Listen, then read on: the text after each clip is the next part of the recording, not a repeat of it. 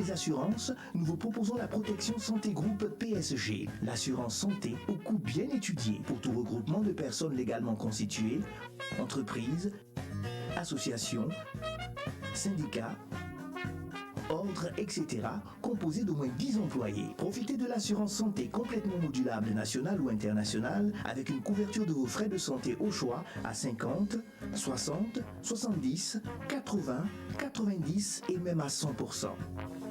Hospitalisation, soins dentaires, soins optiques et encore plus.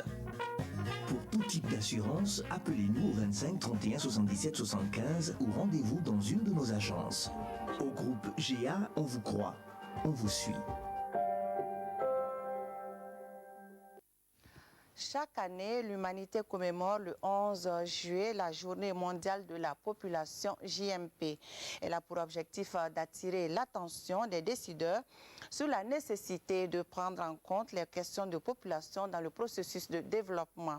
La célébration de la JMP 2020 intervient dans un contexte mondial marqué par des défis sanitaires liés à la pandémie de la maladie à coronavirus COVID-19 qui touche à des degrés divers la population mondiale. Le thème comme évocateur de cette 30e journée mondiale de la population, à savoir ralentir la propagation de la COVID-19, comment protéger la santé et les droits des femmes et des filles à l'heure actuelle, rappelle l'extrême fragilité dans laquelle cette pandémie a plongé la quasi-totalité des pays de la planète. Les effets socio-économiques de la pandémie sur les populations sont énormes et différenciés. En plus du lourd bilan humain, le caractère informel de l'économie et le manque de filets de protection sociale risquent de faire basculer plusieurs personnes dans la pauvreté. Selon les données des Fonds des Nations Unies pour la population, en 2020, environ 60% des femmes qui travaillent dans le secteur informel risquent de sombrer dans la pauvreté. En outre, la COVID-19 a éprouvé les systèmes de santé des pays, ce qui a fortement perturbé les chaînes d'approvisionnement du monde entier et affecté la disponibilité des produits de santé et de la reproduction.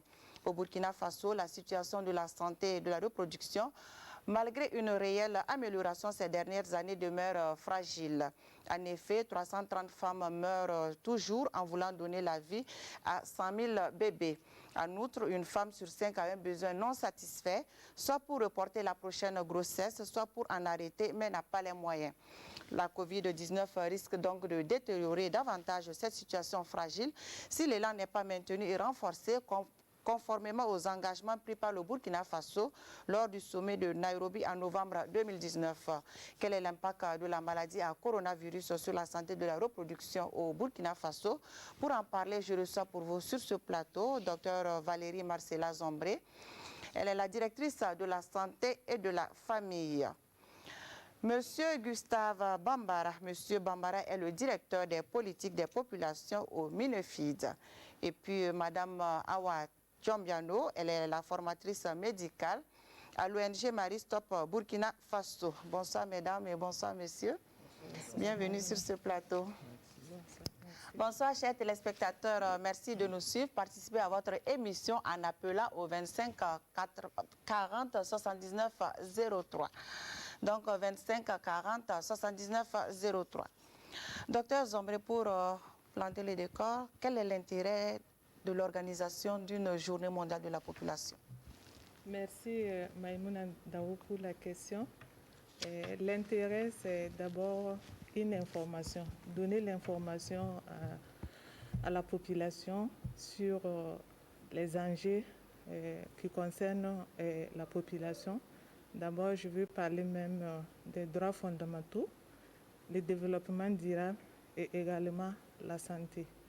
C'est aussi une occasion vraiment pour les décideurs, la société civile et tous les acteurs de faire une sensibilisation à l'endroit de la population et également de mobiliser des ressources financières pour faire face à cette croissance démographique qui est très galopante, puisqu'on sait que nous sommes à 7 milliards de la population mondiale et les projections nous disent que si rien n'est fait, on va atteindre les 9 milliards en 2050. Et cela a des implications au plan économique, emploi et également au plan sanitaire. Merci pour ce qui concerne l'ANG. Merci. Ok, Monsieur Bambara, quelle est la portée de la Journée mondiale de la population? Ok, merci. La portée de la Journée mondiale de la population est à plusieurs titres. D'abord, il faut dire que cette journée est historique parce qu'on l'a célébrée pour la première fois en 1987, précisément le 11 juillet 1987, où la population mondiale a dépassé le cap de 5 milliards d'habitants. Et pour commémorer cette journée, la communauté internationale a marqué un pied à deux coups cette journée. Et comme la DSF vient de le dire, aujourd'hui nous sommes autour de 7,8 milliards sur la Terre. Et les projections des Nations Unies tablent sur une population autour de 9,7 milliards en 2050 et autour de 11 milliards à la fin de notre siècle. Donc c'est dire qu'il est toujours important, comme aujourd'hui, le 11 juillet, de marquer un point pour réfléchir comment nous allons faire avec la communauté internationale pour répondre aux nombreux défis qui sont liés aux questions de population, notamment la santé. Docteur Zombri, cette année, c'est la 30e journée qui a été célébrée. Donc, le thème retenu, comme je le disais, c'est ralentir la propagation de la COVID-19, comment protéger la santé et les droits des femmes et des filles à l'heure actuelle. Quelle est la portée de ce thème? Okay, merci. Par rapport à la portée de ce thème, vous savez que la maladie à COVID-19 a un impact, en tout cas négatif, sur les personnes, sur la communauté. Et pour ce qui concerne cet impact négatif, c'est beaucoup plus marqué chez les femmes. Vous l'avez dit, dans nos communautés, près de 60% de nos femmes ont des emplois précaires. Donc, les conséquences économiques sont encore plus marquées au niveau des femmes. Et avec la pandémie, il y a eu une réorientation des ressources pour lutter contre la maladie à COVID-19. Et vous l'avez dit dans l'introduction. Donc, cela a en tout cas réduit, on a dit dans les études, cela pourrait réduire l'accès des femmes à la santé sexuelle et reproductive. Et ces mêmes études ont dit que les femmes, en tout cas au niveau des pays non développés, 7 millions de femmes sont à risque d'avoir des grossesses non désirées. Et également, pendant la pandémie, il y a eu des mesures, en tout cas, qui visaient à assurer la santé, le confinement, et le couvre-feu, également, en tout cas, la réduction de la mobilité. Et ces mesures ont également eu des conséquences sur les femmes parce que certaines ont été exposées à des violences. Et il y a eu des pays où même on a rapporté des cas de décès de femmes liés à cette pandémie. Donc, le thème protéger vraiment les femmes dans ce contexte de COVID-19, pour moi, vraiment est un terme pertinent et c'est la cible vulnérable et on devrait prendre des dispositions pour, en tout cas, les protéger. Merci. Monsieur Bambara, la journée mondiale de la population a été célébrée. Donc, au niveau national, comment comptez-vous célébrer cette journée au Burkina Faso? Bien sûr. Donc, au regard du contexte, donc, on a orienté la célébration de la journée mondiale de la population sur deux axes majeurs. Et le premier axe, c'est les prestations des services en matière de santé de la reproduction. Donc, vous aurez constaté qu'au niveau de nos partenaires, tels que Maristop International, la BBF et certains acteurs, il y a l'offre des services de santé gratuitement pour les femmes et les filles. Et également, nous avons axé la célébration sur la communication, notamment la sensibilisation sur les radios, à la télévision, etc., pour montrer l'importance et inviter toujours les gens, malgré le contexte là, de fréquenter les services de santé tout en respectant les mesures barrières. Donc voici les deux axes majeurs sur lesquels la journée mondiale de la population est célébrée cette année. Mais quels sont les effets de la pandémie à coronavirus sur la santé de la reproduction au Burkina Faso? Déjà, qu'est-ce que vous avez constaté? Ce qui est constaté, il faut dire que pour le moment, c'est qu'on n'a pas une étude très holistique qui montre l'impact socio-économique réel sur la population. Mais le ministère de l'économie, des finances et du développement, en partenariat avec le PNUD, a commencé à entreprendre une étude qui va nous donner une situation réelle de l'impact de la COVID-19 sur l'économie et le social. Mais on pourrait constater que les femmes, dans des situations normales, même n'ont pas accès aux services de santé de la reproduction. Donc, vous l'avez relevé un peu dans votre introduction. On a toujours une femme sur 5 qui n'a pas accès aux méthodes contraceptives. Et également, on a 17% des femmes qui accouchent sans assistance d'une personne qualifiée. Et vous conviendrez avec moi qu'en matière de Covid, où on est en confinement, l'accès de ces femmes-là au service de santé de la reproduction devient encore difficile. Au regard des rumeurs et la peur également d'aller dans les services de santé fait que les femmes ne vont pas aller comme il se doit dans les services de santé, ce qui aura réellement un impact sur la santé, notamment sur la mortalité des femmes, sur la mortalité des enfants et le risque pour ces femmes-là qui n'ont pas accès aussi aux méthodes contraceptives pour que les gens puissent tomber enceintes. Madame, docteur Zombre, comment avez-vous fonctionné au temps fort de la maladie de la COVID-19 au Burkina Faso? Comment vous avez fonctionné? Il faut dire qu'au temps fort de la pathologie, de la maladie, il y a eu l'élaboration d'un guide pour assurer la continuité des soins et également un manuel de procédure pour pouvoir vraiment offrir des soins dans le contexte du Covid. À cela aussi, il faut ajouter que nous avons eu à former les agents de santé pour qu'ils puissent vraiment, en tout cas, offrir les services en toute sécurité. Il y a eu aussi des actions de communication, des actions de sensibilisation pour pouvoir vraiment donner l'information pour amener les femmes aussi à pouvoir vraiment utiliser les services de santé. Et il y a eu des sorties aussi pour faire le suivi sur le terrain pour voir comment, en tout cas, on offrait les services pour ce qui concerne la santé sexuelle.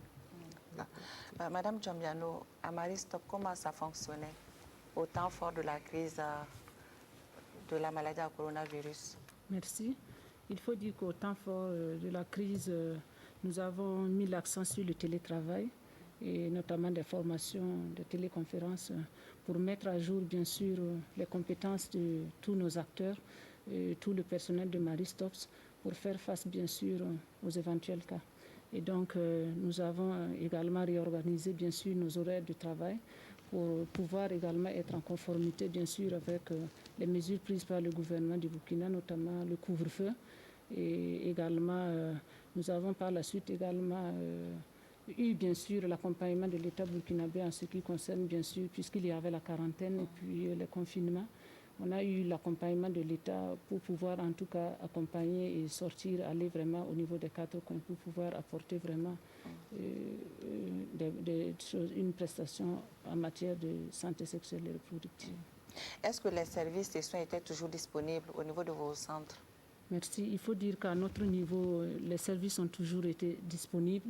Et pendant les moments forts et jusqu'à présent, nous offrons des prestations, bien sûr, dans le respect, bien sûr, des mesures de prévention contre la COVID-19. D'accord. Docteur Zombre, est-ce qu'il y a eu une rupture de soins et services sur le territoire national concernant la santé de la reproduction? Par rapport à cette question, je peux dire non, il n'y a pas eu de rupture de soins puisque les services de santé sont restés ouverts et ils ont continué à offrir des soins, les services de santé. Donc, ils se sont réorganisés pour pouvoir vraiment faire offrir ces soins-là. Et parmi les la réorganisation. Voilà. Il y a eu, on a en tout cas aménagé un espace pour faire le tri. D'abord, le dépistage des cas, en tout cas positifs. Et également, il y a eu équipement en matériel de prévention. Donc, ça a permis vraiment d'offrir les services de santé. Il n'y a pas eu de rupture. Non. La maladie à coronavirus a impacté les habitudes des centres de promotion de santé sexuelle et reproductive. Les taux de fréquentation ont baissé de 50% dans certains centres. La psychose et la peur de contracter et de répandre le virus sont les principales raisons qui, selon les prestataires, expliquent cette baisse de fréquentation. Une situation qui a amené les différents centres à développer des initiatives dont la principale est d'aller vers les patients en respectant les gestes barrières afin de freiner la propagation de la maladie. Daouda Ouattara, Ismaël Diloma, Sirima. Habituellement, dans ce centre spécialisé dans les questions de santé sexuelle et reproductive, 100 femmes en moyenne passent par jour pour demander divers services. Mais lors de la période de pic de la maladie à coronavirus, ces chiffres ont parfois chuté de moitié. La fréquentation a pris un coup pendant le pic de la maladie. Les gens avaient peur, les marchés étaient fermés, les établissements fermés.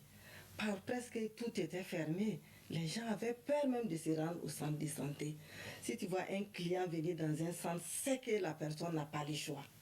Sinon, les gens avaient peur de fréquenter les centres de santé parce qu'ils se disent que c'est là-bas, ils peuvent attraper le mal. À la clinique de l'ABBF, la fréquentation a aussi baissé de près de 30% dès les premiers moments de la maladie à coronavirus. Avec une soixantaine de patients reçus pendant les jours ordinaires, les prestataires comptaient à peine 30 clients lors des périodes de forte contamination du Covid-19. Tout le monde ne savait pas trop comment se comporter. Il y avait une certaine peur, il y avait une certaine crainte. Donc ça fait que les clients se refusaient de fréquenter les formations sanitaires. Et ça se comprend parce que bon, on ne savait pas trop comment la maladie, la maladie se propageait, comment est-ce qu'il faut l'éviter. Toutes les informations, il y avait beaucoup donc ça fait qu'il y avait une certaine psychose au sein de la communauté. À la clinique Maristop International, en plus de la fréquentation qui a pris un coup, entraînant avec elle une baisse des recettes financières, le Covid-19 a plombé d'autres activités. L'impact même sur la sensibilisation, parce qu'ici nous avons des agents de marketing qui font la sensibilisation dans les établissements, au niveau des yards. Bon, au niveau des grains d'été, tout ça là, avec le confinement, on avait rompu. Il n'y avait plus d'activités, en tout cas qui nous permettaient de sensibiliser la population et les amener à venir dans nos centres. Cependant, à Maristop International, tout comme à l'ABBF, les activités de base et toutes les prestations sont restées opérationnelles au moment où la transmission du Covid-19 faisait rage. Face à cette crise sanitaire, de nouvelles attitudes ont été adoptées. Et ça nous a permis aussi de renforcer notre système de prévention. Parce que actuellement, tout le monde, comme vous l'aurez constaté, tout le monde est muni quand même d'un minimum d'équipement pour se protéger. Je pense quand même que ça, c'est un aspect qu'on peut retenir et qu'on devrait travailler à maintenir. Et pour combler le faible taux de fréquentation des centres de planification familiale constaté durant la période de pic du Covid-19, l'ABBF a développé des stratégies pour toucher les patients où ils se trouvent. Quand on a constaté que les gens ne venaient pas, on a dû mettre en place un système d'utilisation des réseaux sociaux pour appeler, s'assurer où ces personnes sont, pour qu'elles ne viennent pas, les rassurer. Soit on va vers eux, soit on les rassure, on les fait venir au service. Bon, on a mis en place ce système. Durant la période de pic du Covid-19, la clinique Maristop International avait adopté un système de rotation du personnel afin de réduire les déplacements de ses agents et aussi pour respecter les mesures barrières contre le Covid-19. Quel est l'apport des partenaires dans la protection de la santé et de la reproduction, Dr Zambri? D'accord.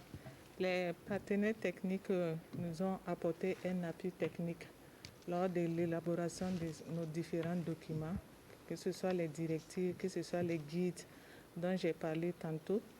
Également, ils ont contribué à la mobilisation des ressources financières pour qu'on puisse faire face à la pandémie. et ils étaient à nos côtés au niveau, en tout cas, des différents comités qui ont été mis en place pour lutter contre la pandémie. Voilà. D'accord. Madame Chambiano, qu'est-ce que Maristop a fait pour appuyer l'État dans ce sens, c'est-à-dire dans la protection de la santé, des droits des femmes et de la jeune fille? Merci. Il faut dire que dès la crise, Maristop s'est approché bien sûr du centre des opérations et de réponse aux urgences sanitaires Chorus pour pouvoir s'impliquer et apporter vraiment sa contribution dans la riposte contre cette maladie. Et donc nous intervenons actuellement dans principalement 2 groupes thématiques, à savoir la prévention et le contrôle des infections, bien sûr dans tout le paquet en fait des activités qui sont menées pour pouvoir en tout cas mettre fin vraiment à cette maladie. Nous intervenons également au niveau de la communication et de l'implication communautaire à travers bien sûr les téléconférences, à travers également les émissions radio et télé pour pouvoir sensibiliser la population bien sûr sur la question. Il faut dire également que nous avons participé à travers la formation, le renforcement de compétences de tout le personnel de Maristops et également le secteur public avec qui nous collaborons. Nous avons également renforcé les compétences des agents de marketing social et aussi en fait nous avons une ligne verte avec du personnel à bord. Donc renforcer les compétences bien sûr dans la prévention contre la Covid-19 et tout de suite intégrer vraiment dans le paquet des activités que nous avions l'habitude bien sûr de mener sur le terrain. Il faut dire également qu'avec la crise humanitaire, nous avons impliqué bien sûr et renforcé nos actions encore sur le terrain pour ce qui concerne bien sûr les personnes déplacées internes.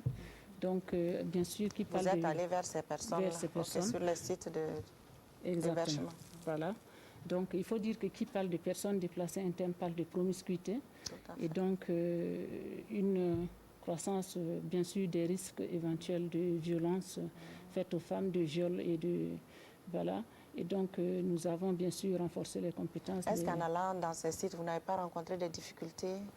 Est-ce que ces personnes étaient favorables à vos services et à vos soins? Il faut dire que nos interventions, c'était principalement dans des familles d'accueil, dans les sites d'accueil, et pour pouvoir apporter vraiment le soutien. Il faut dire tout de suite, bien sûr, avec la sensibilisation par la suite, ils ont compris vraiment la nécessité vraiment de l'implication de Maristops dans la lutte contre la Covid-19. Et donc, même jusqu'à présent, nous sommes en activité au niveau du centre nord, à Kaya, et avec la formation, bien sûr, du personnel du district sanitaire de Kaya, de la DRS de Kaya, la direction de la santé de Kaya. Voilà, et également les participants au niveau de Maristops International pour pouvoir permettre, parce qu'ils sont vraiment les personnes qui sont en première ligne, vraiment de prise en charge, donc pour leur permettre bien sûr de se doter de compétences pour pouvoir en tout cas répondre aux besoins spécifiques vraiment de la femme et de la fille en situation en tout cas de crise humanitaire, notamment les violences basées sur le genre.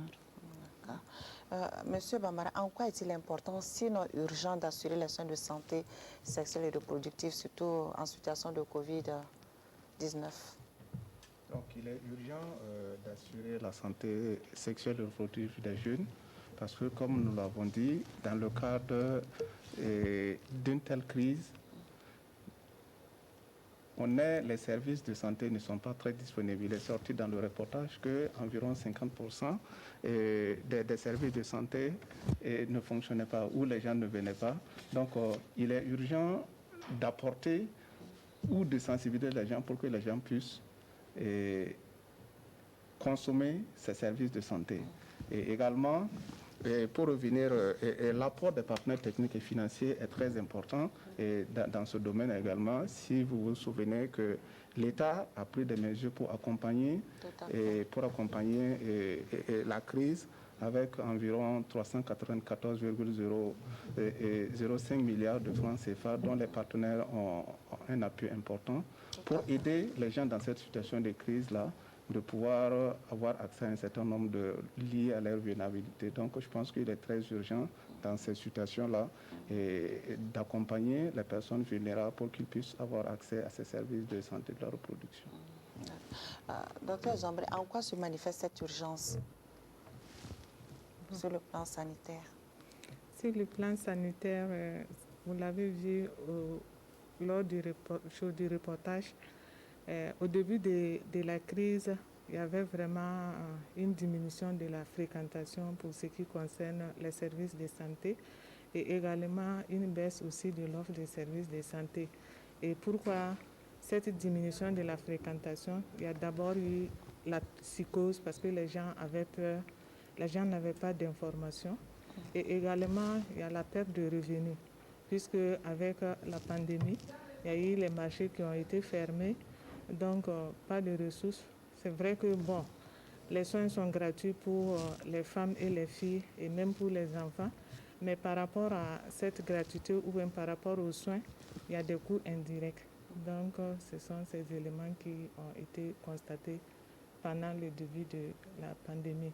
Et l'État s'est organisé en tout cas pour faire face, pour pouvoir offrir les services essentiels, pour minimiser en tout cas l'impact de la pandémie. Merci. Découvrons à présent les questions des téléspectateurs. C'est avec Viviane Tiendrebego.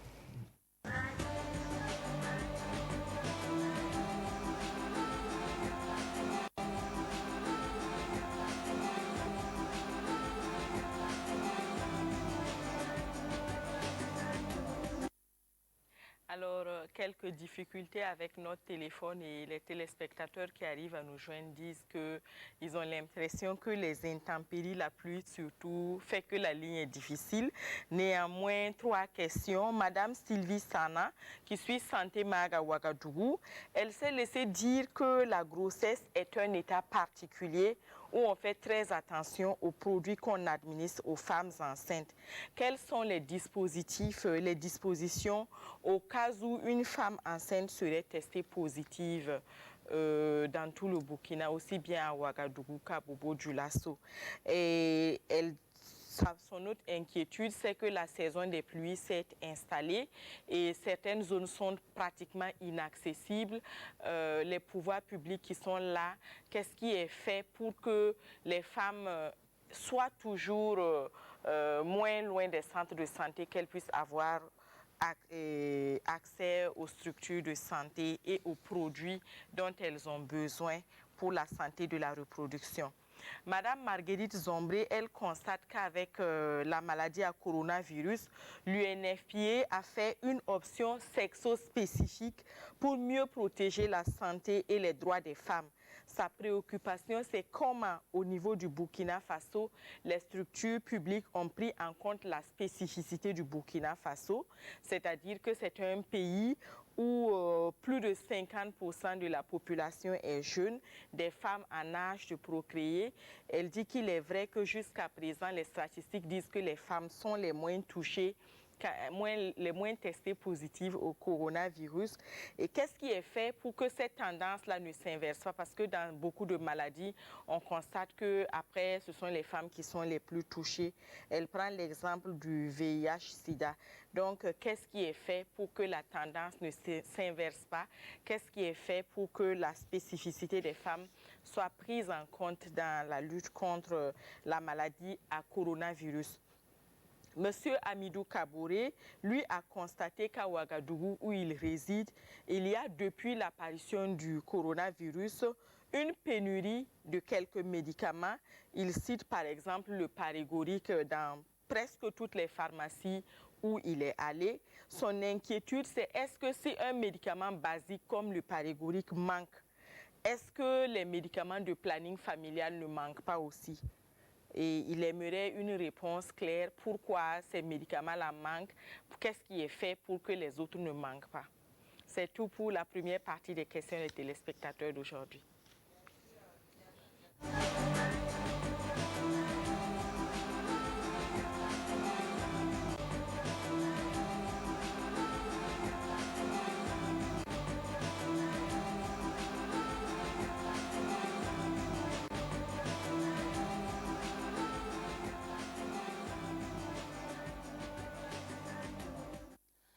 difficultés avec le téléphone, nous en sommes désolés, c'est dû probablement aux intempéries.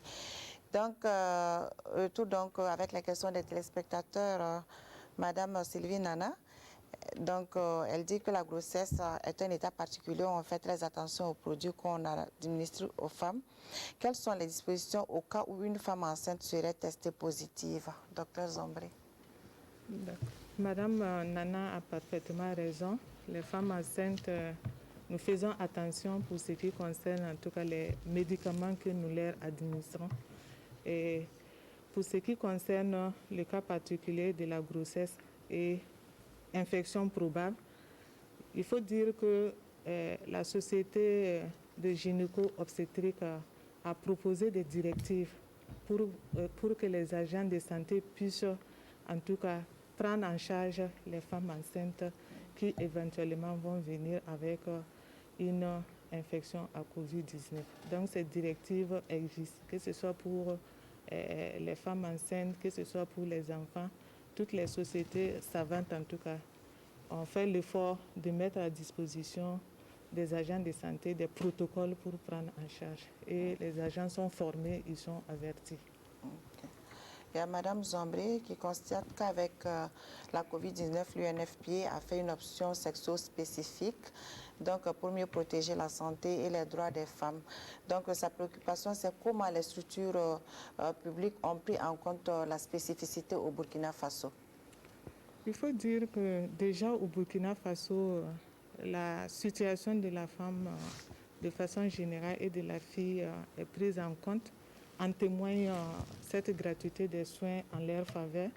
Donc, pour ce qui concerne la maladie à Covid-19, les services de santé reproductive, les dispositions ont été prises pour que les femmes puissent avoir accès à ces services. Je veux parler des consultations prénatales, je veux parler de l'offre de services de planification familiale, je veux parler aussi de la vaccination. Donc les dispositions vraiment ont été prises au niveau du Burkina Faso pour que les femmes aient accès à ces services de santé. D'accord. Voilà. C'est toujours sa préoccupation. Elle parle de les femmes qui sont en âge de procréer dans un pays pauvre, puisqu'on sait qu'elles sont nombreuses à être infectées. Qu'est-ce qui est fait pour que la tendance ne s'inverse pas, pour que les femmes, pour que les infections se réduisent? D'abord, il y a la sensibilisation, puisqu'on a dit, nous avons eu à former les agents, il y a eu même des volontaires. Donc, nous mettons beaucoup plus l'accent sur la sensibilisation pour que les femmes en âge de procréer ne s'infectent pas.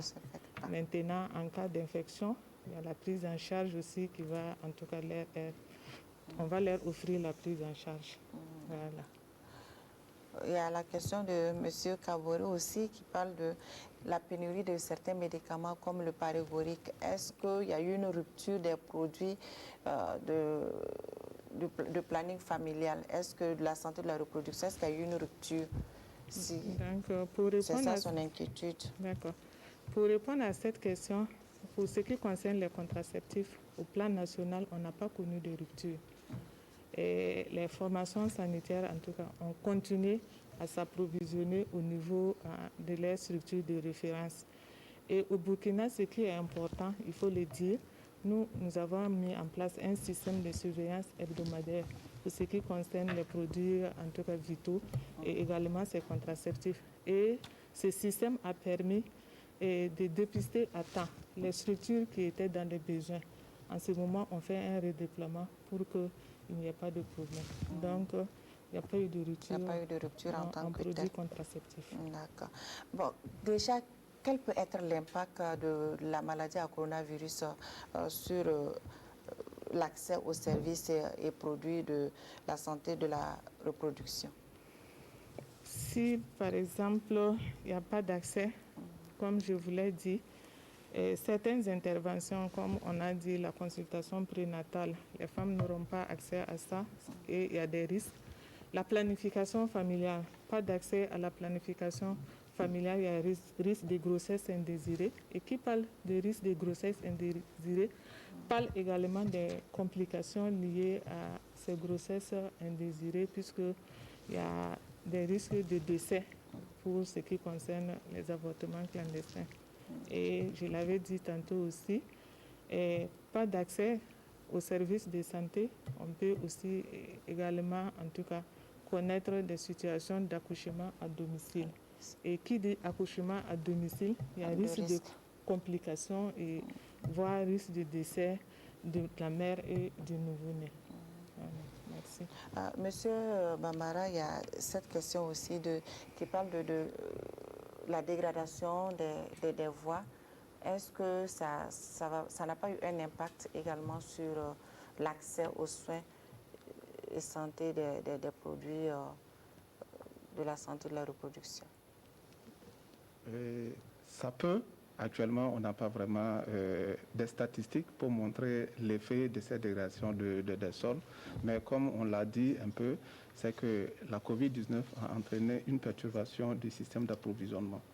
Donc, ça fait que si on n'a pas accès à des routes, c'est difficile et c'est souvent difficile d'envoyer les produits de santé de la reproduction dans les milieux où les gens ont besoin de manière urgente. Donc, si vous faites un petit retard pour aller lié à l'état de route, évidemment, ça peut entraîner des conséquences. Vous imaginez que pour transporter une femme d'un centre de santé à un centre de santé de référence, si la route n'est pas bonne, c'est qu'obligatoirement, ça peut avoir une incidence sur la santé de la femme ou de la fille qui est en évacuation. Donc, ça peut probablement avoir des effets sur la santé. Il y a l'état de la route aussi, et puis il y a les conditions sécuritaires. Également, je pense que c'est la même chose, oui, ça va impacter et peut entraîner également un certain dommage au niveau de la santé et ça peut entraîner également des décès des patients. Vous voulez compléter? Allez-y, je voulais compléter pour ce qui concerne l'état de la route ou bien les zones où la sécurité est précaire. Dans ces zones-là, nous avons eu à capaciter les agents de santé au niveau communautaire. Je veux parler, par exemple, des accoucheuses villageoises pour pouvoir vraiment, en tout cas, offrir les soins à ces femmes en cas de besoin. Donc, c'est ce que je voulais ajouter. D'accord. Madame Tchombiano, au niveau de Marie-Stop Burkina Faso, qu'est-ce que vous avez constaté en matière d'impact sur l'accès des soins et services? Merci. Dans le contexte Covid-19, bien sûr. Bien sûr. Merci. Il faut dire qu'effectivement, nous n'avons pas également enregistré de rupture, mais au temps fort, effectivement, avec les mesures de quarantaine, et nos équipes, puisque nous avons plusieurs canaux de prestations, donc les équipes mobiles qui sillonnent les 4 coins du Burkina Faso à bord de véhicules médicalisés ne pouvaient pas, bien sûr, en fait, aller dans les autres villes ou dans les régions. Et donc, par la suite, nous avons vraiment eu l'accompagnement de l'État, comme je le disais tantôt, qui nous a en tout cas permis d'avoir des autorisations pour sortir et apporter, bien sûr, en tout cas, les produits contraceptifs, comme vous le dites, voilà, pour pouvoir en tout cas satisfaire la demande des clientes sur le terrain. Monsieur Bambara, vous qui étiez à Nairobi au sommet la journée mondiale de la population, quel lien existe-t-il entre le thème et puis le sommet qui s'est tenu à Nairobi? Ok, il faut dire que le sommet qui s'est tenu à Nairobi faisait le bilan des 25 ans de la mise en œuvre de la conférence internationale sur la population et le développement. Et le thème de la santé de la reproduction, c'est au Caire en 1994 que pour la première fois on a parlé de santé de la reproduction. Donc il fallait faire le bilan de 25 ans de mise en œuvre du programme d'action de la conférence. Donc à ce bilan, je pense que des progrès ont été réalisés, mais au cours des 25 années, de nouveaux défis ont apparu et les engagements que les États avaient pris en 1994 pour améliorer la santé de la femme et de la fille et la santé de la population en général, beaucoup d'engagements n'ont pas été tenus. Donc la conférence de Nairobi, c'était de mobiliser davantage la communauté internationale pour accélérer la mise en œuvre des engagements qu'on a pris en 1994. Qu'on n'a pas pu tenir. Il y a d'autres défis aussi qui sont venus. Il y a d'autres défis qui sont venus s'ajouter. Et quelles ont été les grandes conclusions de ce sommet alors? Donc, il faut dire qu'il y a environ 10 000 participants à cette conférence, avec environ 1250 engagements que les États et la communauté internationale a pris pour améliorer la santé de la population, notamment dans les 3 domaines transformateurs, c'est-à-dire que 0 décès maternel évitable, 0 besoin non satisfait en matière de planification familiale et 0 violence basée sur le genre. Donc à cette conférence, en tout cas, le plan d'action pour atteindre ces objectifs, c'était à 264 milliards de francs et de dollars. Donc on a estimé. Donc il y a eu des dons et les pays encore se sont engagés pour améliorer la santé de la reproduction et améliorer les conditions de vie des populations, comme des grandes conclusions. Docteur Zombré, pouvez-vous nous résumer les engagements pris par le Burkina Faso lors de ce sommet et ce qui est déjà fait dans ce sens? Pour ce qui concerne le domaine de la santé, c'était beaucoup plus assurer vraiment l'accès universel à la santé sexuelle et reproductive à travers la couverture sanitaire universelle. Et les sous-points, c'était vraiment poursuivre la gratuité des soins pour les femmes enceintes et également passer à échelle la gratuité pour ce qui concerne les méthodes contraceptives. Et le 3e point, c'était passer à échelle la délégation des tâches. Pour ce qui concerne cette délégation des tâches en matière de planification familiale, ça se fait à 2 niveaux. Le premier, c'est au niveau des formations sanitaires et ça concerne les agents de santé de première ligne. Donc, ce sont nos accoucheuses, les agents itinéraires de santé et les infirmiers brevetés. Donc, il s'agissait de les capacités pour que ces derniers puissent arriver à offrir les méthodes de longue durée, dont le DU et les implants. Et la délégation au niveau communautaire maintenant, c'est les agents de santé à base communautaire qui vont faire la distribution des injectables au niveau communautaire. Et si on veut s'intéresser à la mise en œuvre, on a déjà la gratuité qui est en tout cas effective pour les soins. Et en juin 2020, il y a eu d'abord la gratuité au niveau de 2 régions. Et en juillet dernier, on est passé à échelle pour ce qui concerne la gratuité de la planification familiale. Donc, à l'échelle nationale. À l'échelle nationale.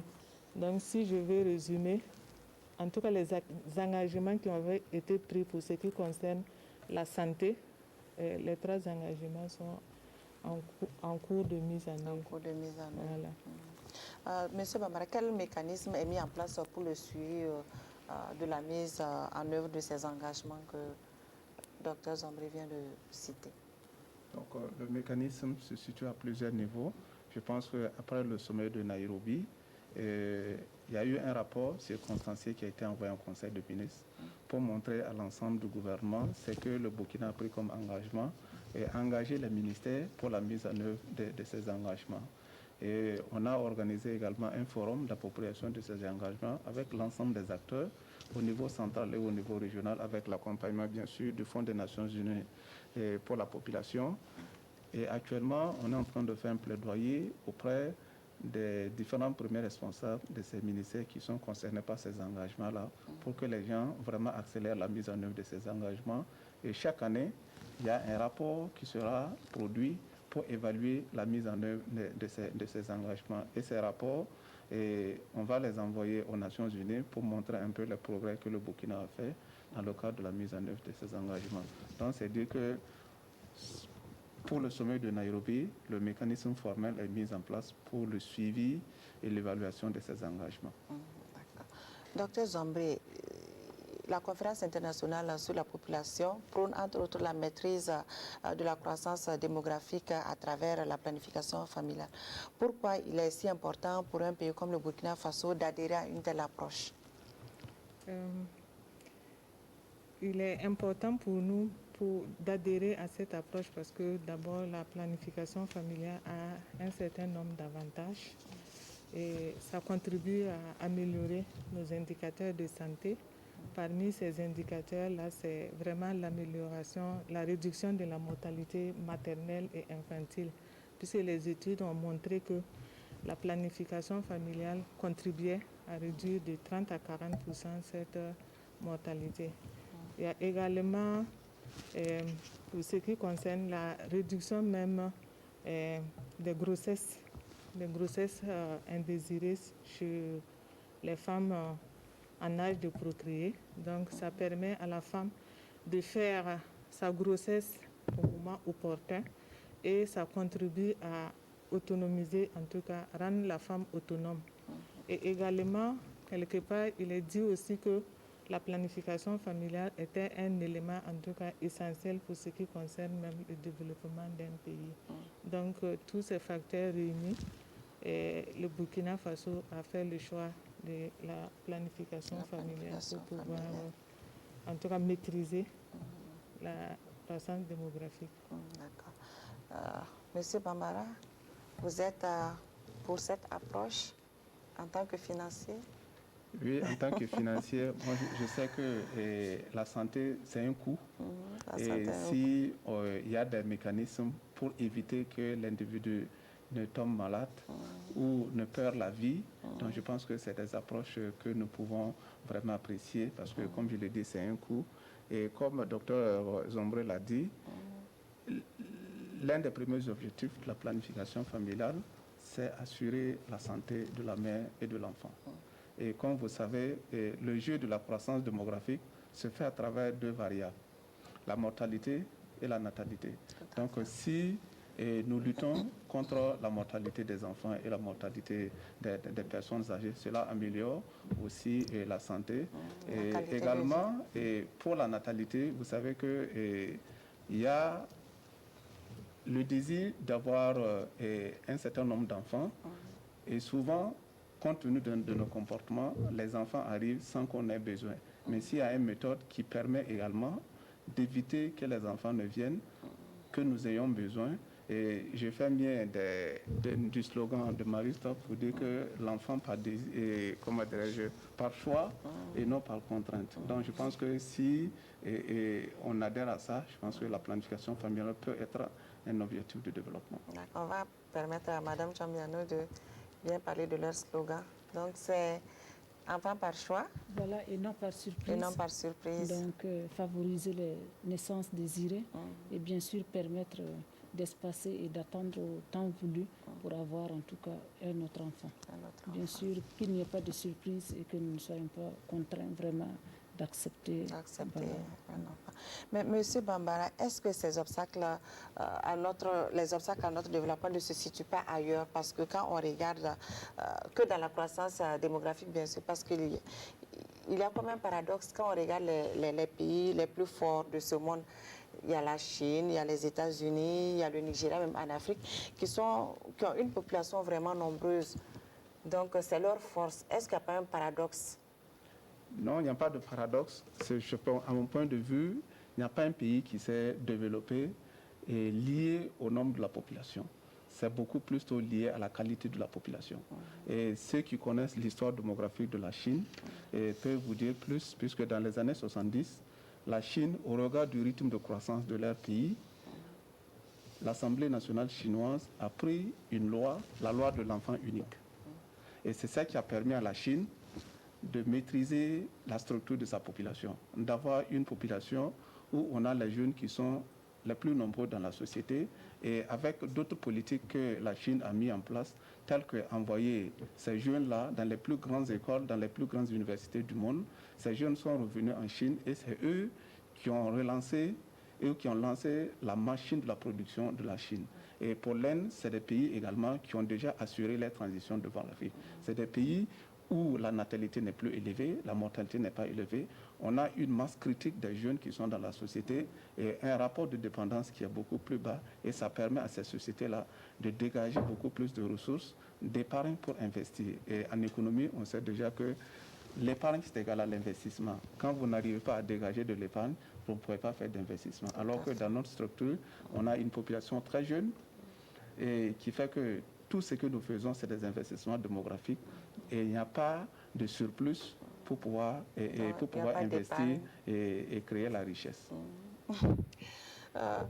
Docteur Zombré, beaucoup de Burkinabés voient toujours dans la planification familiale une stratégie pour rendre les femmes stériles, empêcher d'évoluer. Que répondez-vous à ces personnes qui pensent comme ça? Je voudrais les rassurer que la planification familiale n'est pas une stratégie pour rendre stérile ni pour constituer un obstacle. Bien au contraire, c'est vraiment une stratégie qui contribue à améliorer en tout cas les conditions de vie de la population de façon générale, puisqu'elle permet aux couples de faire leur enfant en temps voulu, comme Marie-Sophie le prône, donc enfant par plaisir et non par surprise. Et généralement, quand on fait enfant par surprise, parfois ça peut avoir des conséquences, parce que si une femme n'a pas respecté l'intervalle entre 2 grossesses, qui est en tout cas supérieur à 2 ans, l'autre bébé vient. Donc, celui qui était là, la grossesse, on est obligé de sévrer cet enfant qui n'a pas été préparé. Et voilà, ça l'expose à la malnutrition. Et vous savez, et vous connaissez l'impact même de cette malnutrition sur l'économie d'un pays.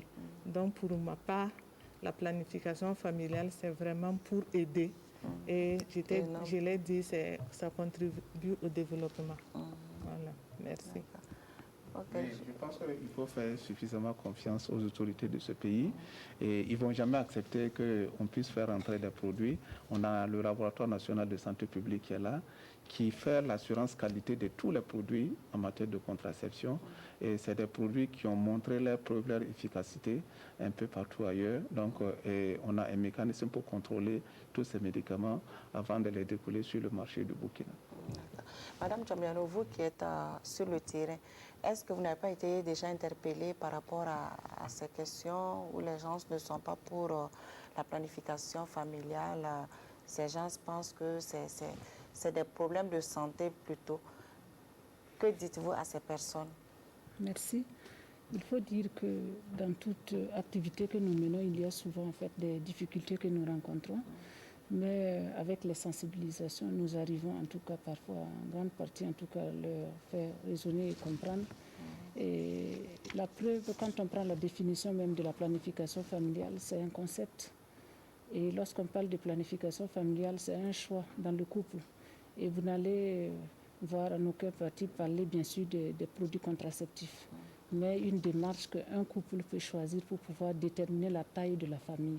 Donc par là également, pour les couples qui ont besoin d'un accompagnement particulier pour avoir également une grossesse, vous allez voir que ces personnes vont s'approcher des structures de santé pour avoir un accompagnement spécifique. Je vais parler des hypofertilités et des cas de stérilité. Donc on ne pourra pas parler d'une chose et de son contraire, limité, et alors que nous-mêmes nous sommes là pour favoriser les naissances désirées. Donc c'est vraiment rassurer la population que ce n'est pas pour limiter, ni pour rendre stérile. C'est tout juste pour accompagner. Exactement. Okay. D'accord. Nous allons essayer de découvrir les dernières questions des téléspectateurs. Bien sûr, si le téléphone a permis aux populations de nous joindre, on va découvrir les dernières questions avec toujours Viviane Tiendrebego.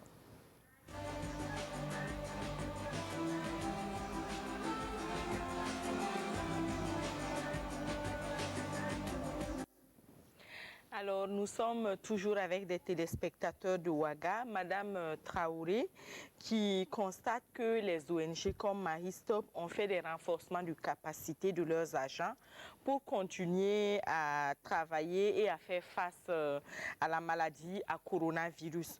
Au niveau du public, qu'est-ce qui est fait pour les agents de santé? Elle-même, elle est professionnelle de santé et elle affirme qu'à leur niveau, il n'y a pas eu de recyclage ni de mise à niveau par rapport aux gestes barrières à observer pour prendre soin, toujours à continuer à recevoir les malades. Et par exemple, pour une sage-femme qui va se masquer pour prendre la température et tout, elle dit que il y a toujours une exposition des agents de santé et elle se demande qu'est-ce qui est prévu pour le renforcement des capacités et le recyclage des agents de santé. Monsieur Ilboudo Lamoussa François s'est laissé dire que Marie-Stop International fait la promotion des interruptions volontaires de grossesse en plus du planning familial. Comment, dans ce cadre-là, comment dans ce cadre-là, ils peuvent, Marie-Stop peut dire qu'elle lutte contre le coronavirus, et puisque lui il trouve qu'il y a un paradoxe de lutter pour la vie en combattant le coronavirus et de faire la promotion des IVG, les interruptions volontaires de grossesse. Madame Scholastique Somda, elle est à Ouagadougou, elle a constaté que le Burkina Faso a signé beaucoup d'engagements au plan international, notamment l'engagement de Nairobi et bien d'autres, mais malgré cela, elle constate que cette année 2020, le Burkina Faso a réduit son budget consacré au planning familial. Comment, dans ce cadre-là, est-ce qu'on compte atteindre l'objectif de capture du dividende démographique? Pourquoi d'abord on a réduit ce budget-là et comment on compte atteindre les objectifs de capture du dividende démographique? C'est tout pour les questions des téléspectateurs d'aujourd'hui.